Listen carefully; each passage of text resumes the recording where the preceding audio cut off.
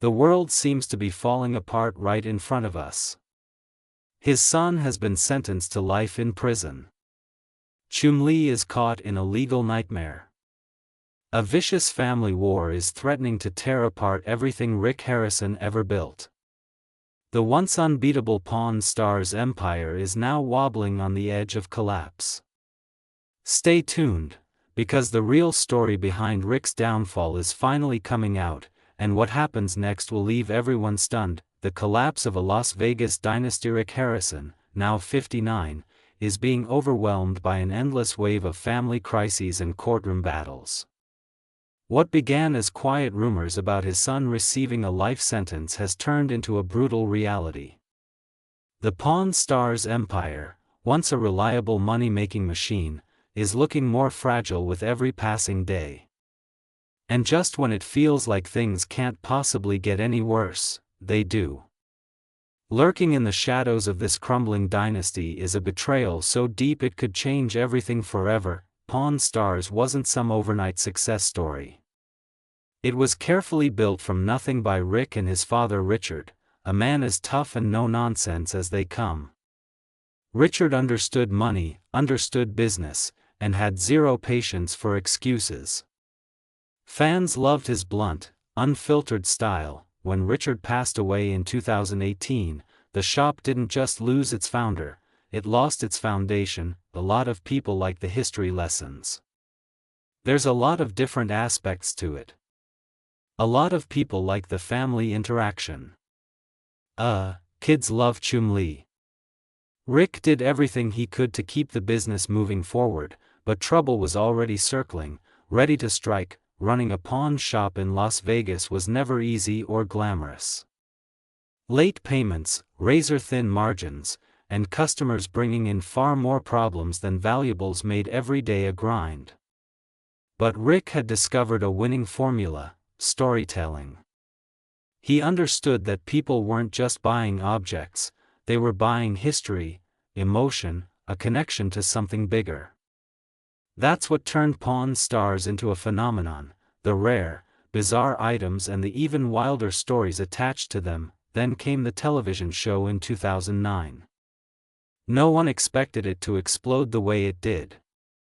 Overnight, Rick, his son Corey, and their longtime friend Chumlee became household names. From pirate swords to ancient coins, viewers couldn't get enough of watching them negotiate deals. Corey's quick wit, Chumlee's goofy charm, and Rick's masterful haggling made the show an instant sensation, but fame has a way of twisting everything. Lawsuits began piling up. Family fights turned ugly. The behind-the-scenes chaos became impossible to hide. By 2022 the problems were too big to ignore any longer. Rick's own mother, Joanne, dragged him into court over ownership of the shop. She claimed he had tricked her into signing over her share while she was recovering from a coma. Rick insisted she knew exactly what she was signing. The lawsuit demanded a full accounting of more than $500,000 and even asked for a restraining order to stop him from selling off any shop assets. Toy Expo. It's an exciting event.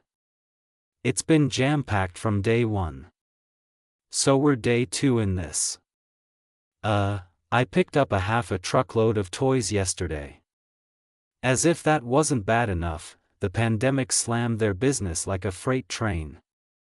Once pulling in millions, the shop barely scraped together $37,000 in an entire year, and then there was Chumlee. On screen he was the lovable, goofy sidekick.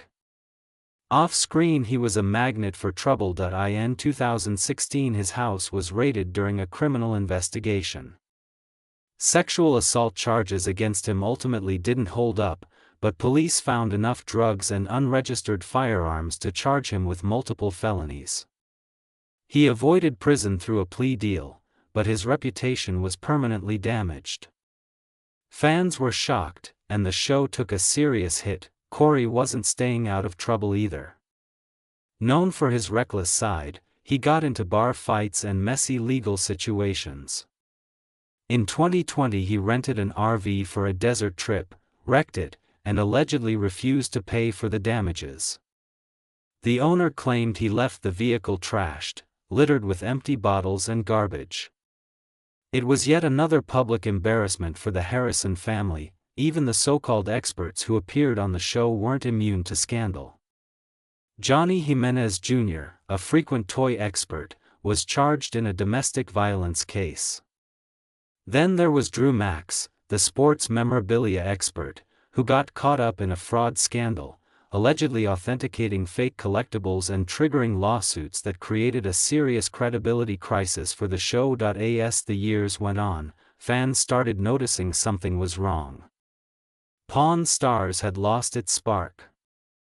The once spontaneous moments started feeling staged. The negotiations began to seem rehearsed. Personal drama was overshadowing the history and the deals. What used to be an entertaining look at historical artifacts had turned into a slow-motion train wreck of family betrayals and scandals. Rick tried to expand his empire with Pawn Plaza, a retail complex near the shop, but that venture completely failed. The businesses inside blamed him for not properly promoting the area. More lawsuits followed, and another ambitious plan went up in smoke. Meanwhile, the show limped along, but even the most loyal fans admitted it wasn't the same anymore. The once thriving empire was quietly fading, slipping through Rick's fingers one mistake at a time. Despite everything, Rick knew one thing for certain: the show wouldn't last forever. He scrambled to secure other investments, real estate, different business ventures, anything to protect his fortune. The shop had seen it all: big dreams, tough losses, surprising wins.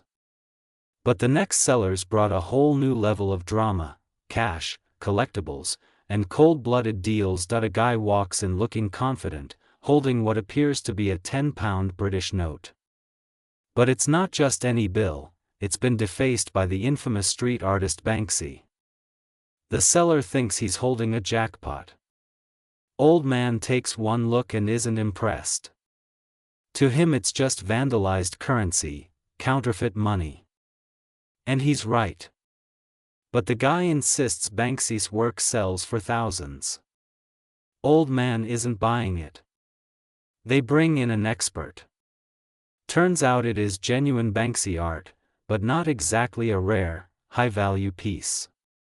Maybe a few $100 at best. The seller, once dreaming of a huge payday, tries to salvage something. He asks for $500. Old man says no chance. After a brutal negotiation, the guy walks away with $400. Not what he hoped for, but old man knew exactly what he was doing. Next up, a genuine piece of history. A Navy veteran walks in carrying an old sextant once used aboard the USS Hector, a World War II-era repair ship. The guy has great stories, and old man loves military history, so there's instant common ground. But let's be honest, this isn't the 1800s. Nobody is navigating by sextant anymore. The seller wants nearly $400. Old man knows collectors exist, but they're rare. He lowballs at $200. The seller pushes back, but negotiating against a seasoned pawn expert is tough. They finally settle at $265. Not bad, but definitely not the big score the seller was dreaming of. An old black and white panoramic photo of a World War II airfield in Las Vegas sounds intriguing. The seller walks in sure he's got a valuable relic worth at least $500. Old man barely blinks. It's interesting, sure, but there's a harsh truth: just because something is old doesn't make it valuable. History buffs might like it, but it's not flying off the shelves. Seller clings to hope and counters with $400. Old man stays ice cold and offers $100. The seller, shocked, tries to bargain higher. No deal. He walks out still holding the photo. Lesson learned: sentimental value doesn't pay bills in the pawn world. Nothing grabs old man's attention like a Civil War-era gun. Enter the Savage Navy revolver, a strange-looking firearm. The seller knows it's rare and starts high at $1,800. Old man isn't biting. He calls in a gun expert who confirms it's authentic, but explains why it wasn't exactly practical back in the day. The gun was heavy, awkward, not the most user-friendly. But collectors love weird history. Value, maybe $2,000 tops, the seller still dreams of a big payday. Old man throws out $800. The seller practically chokes. $800? Rick, no, that's not gonna happen. No, I'm thinking more like $1,250 though. I really am. What? I was hoping to get about $1,800 for the gun. They go back and forth, dancing around numbers. In the end, old man sticks to his guns. The deal closes at $1,400. Not terrible for the seller, but old man still walked away winning. A signed baseball from the 1951 Yankees team sounds like a collector's dream. The seller has a ball signed by legends, Mickey Mantle, Joe DiMaggio, and more. Sounds great, until you look closer. It's worn out. Signatures are fading. No authentication paperwork. Old man knows better than to take chances on sports memorabilia. He brings in an expert who confirms it's real, but in rough condition. High value? Nope, seller hopes for $3,000. Old man hits him with reality and offers $800, explaining that condition is everything. The seller, crushed, walks out still holding the ball. No deal, cue the nostalgia. A superfan walks in carrying a homemade Ghostbusters proton pack, lights, buttons, sound effects, the whole thing. Old man isn't impressed. He knows nerd collectibles have a market, but only for the right buyer. The seller is confident he's built something special. Asks for $2,000. Old man scoffs. Replica or not, it's not screen used. And nerds usually build their own instead of buying them. He offers $1,000 firm. The seller hesitates, but eventually takes it. He probably spent more than that building it, but now he's got cash for his next project. You wanna go watch Ghostbusters? Hell no, you get your ass back to work. I wish I could have got a little bit more money than $1,500. I had probably that much in it, but now I've got some money and a 6-foot-tall wooden Indian statue. Now that's an eye-catcher. The seller has deep nostalgia tied to it. It used to stand outside his grandfather's tobacco shop. But sentimental value doesn't pay bills. Old man checks it out. Good shape. Hand-carved. But let's be real, how many people are hunting for a giant wooden statue? Seller wants $900. Old man laughs and throws out $400. Seller fights for $600. Old man stands firm. If he can't flip it for profit, there's no deal. Seller caves, $400 it is. Old man wins again. Some days the shop felt more like an art gallery, big names, big hopes, and the razor-thin line between fortune and disappointment. Not all art is priceless. A guy walks in claiming he has a Picasso ceramic owl vase, hoping to turn it into serious cash. This wasn't just any vase, it was crafted by Picasso himself back in the 1940s or 1950s, part of a limited edition of 500. Limited edition sounds impressive, but Picasso made tons of these owls. Each one stamped, numbered, and sent out to the masses. Back then nobody expected them to become valuable. Fast forward decades, and now they can be worth real money, or at least that's what the seller was hoping. The owner had owned the vase for over 35 years. But with some downsizing happening, he figured it was time to cash in. He walked in hoping $4.35,000. Bold move. Of course, Rick wasn't going to take his word for it. He brought in an art expert to examine it closely. The expert knew his stuff. He confirmed it was authentic, pointing out the correct stamps, markings, and pristine condition. Condition is crucial. Some of these vases have chips, cracks, or fading. This one was as fresh as the day Picasso made it. Then came the pricing reality check. Sure, some sellers list these vases online for $61,000, but that's wishful thinking. Realistically, this piece might bring in $25,000 at best. That's a lot less than the seller wanted, but in the pawn world, reality hits hard. Negotiations began. Rick threw out $15,000. Chad says it's real, and what he said about going online and looking at prices is true. With everything, people can ask all day long, it's what they get in the end that's important. Seller wasn't having it. They went back and forth, haggling like poker players trying to outbluff each other. In the end, $17,000 was the magic number. Not bad for a vase that had been collecting dust for decades.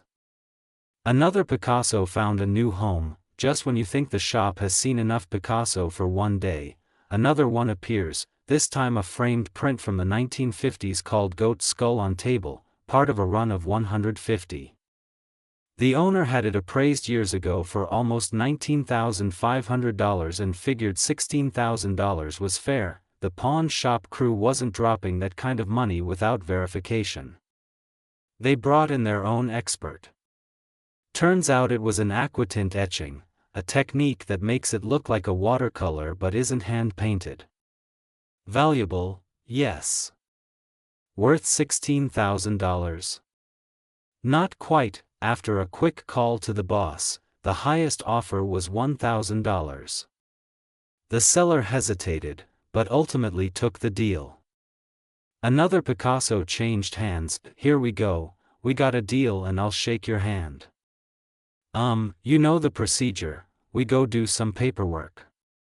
I'm settling on $6,000, that's $1,000 more than I even thought I could get out of the book, so I'm taking it. But the Picasso parade wasn't finished yet. Another seller strolled in with 6 Picasso etchings from a limited edition book. He wanted $5,000 for them, banking on the fact that anything with Picasso's name sells fast. Here's the catch. While Picasso is one of the biggest names in art, not everything he touched turns into gold. Some pieces go for millions, others barely crack a few $100s. The experts confirmed they were real, part of a special collection of Picasso illustrations for a book called Lysistrata. The best part? The book was signed by Picasso himself. That bumped the value significantly. Retail price for the whole thing could hit $10,000, but breaking it up into individual pages might bring even more. Rick wasn't throwing down $5,000 without negotiating. The seller pushed for $6,000. After some back and forth, Rick agreed. $6,000 it was. Another set of Picasso found a new home. Now just when you think they've had enough Picasso for one day, another seller walks in with 2 more etchings. One was a dove drawing, the other was called Poor Roby. Picasso made thousands of these, but some are worth far more than others. The art expert took a look and confirmed they were genuine. But they weren't exactly rare gems. The dove print was a mass-produced lithograph, worth maybe $200 on a good day. Poor Roby was the better of the two, an early edition printed on high-quality paper. The expert estimated it could sell for somewhere between $800 and $1,500 in a gallery setting. The seller originally wanted $2,000 for both. Rick passed on the dove and offered $650 for Poor Roby. The seller took the deal, knowing it was better to walk out with cash than wait around hoping for more. Was Rick's negotiation a smart business move, or did he lowball the seller unfairly? Let us know in the comments. Like and subscribe for more intriguing deals, shocking revelations, and behind-the-scenes stories.